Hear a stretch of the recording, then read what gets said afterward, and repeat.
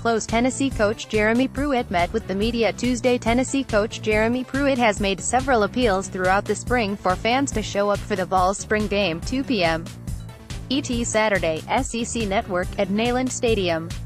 He made one last pitch Tuesday. "I expect our fan base to be there," Pruitt said. "We need it as a football team. We need it as a football program." Subscribe to the Volunteer State iTunes, Google Play Music, Spreaker. Fans who show up will get a chance to see how the Vols are progressing under Pruitt. Here are 5 storylines to monitor. Saturday.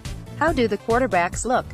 Pruitt intends to pit the first-string offense against the first-string defense and the second-string offense against the second-string defense. Expect Jarrett Guarantano to spend much of the day quarterbacking the ones, with Will McBride leading the twos.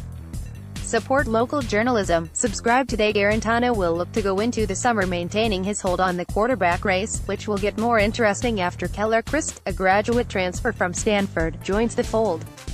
Close watch clips from the UT Vols football practice on Tuesday, April 17. Tennessee's 2 spring scrimmages were closed, and stats weren't provided, so it's hard to get an exact gauge on the QB race. Pruitt hasn't been too specific when offering evaluations of Guarantano or McBride, but Guarantano has shown promise during open viewing periods of practice. He started 6 games a year ago, with McBride starting 1. Can the offensive line hold its own?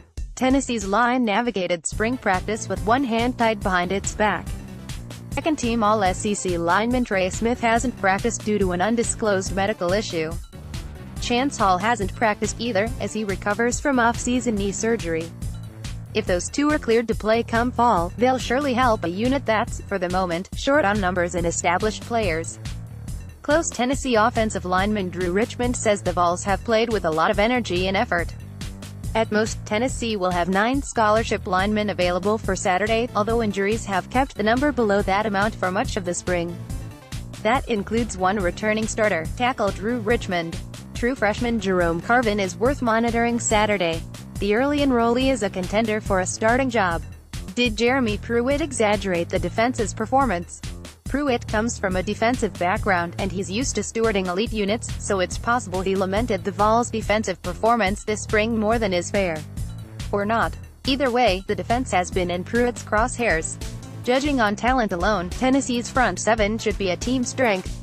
Granted, the Vols weren't at full strength there this spring, with Daniel Batuli and Darren Kirkland Jr.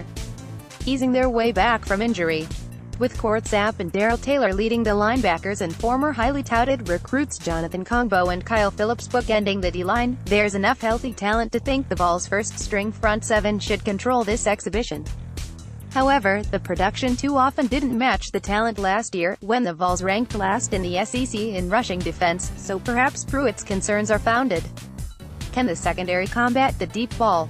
Safety Nigel Warrior is an established talent, but elsewhere in the Vols secondary, there's reason for unease. Close Nigel Warrior, Jeremy Pruitt demanding improvement. Mike Wilson, News Sentinel offensive coordinator Tyson Hilton wants to stretch the field with more downfield passing.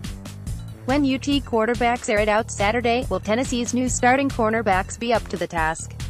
Which backup makes a name for himself? Often, the stars of spring games are not established starters. They're the backups who take advantage of their chance to get an abundance of snaps. Among the candidates to break out Saturday is running back Trey Coleman, who practiced at second string behind Ty Chandler. Coleman had only 4 carries last year as a freshman, but he's the biggest back on the roster, and Hilton has expressed a desire to have an offense known for running between the tackles.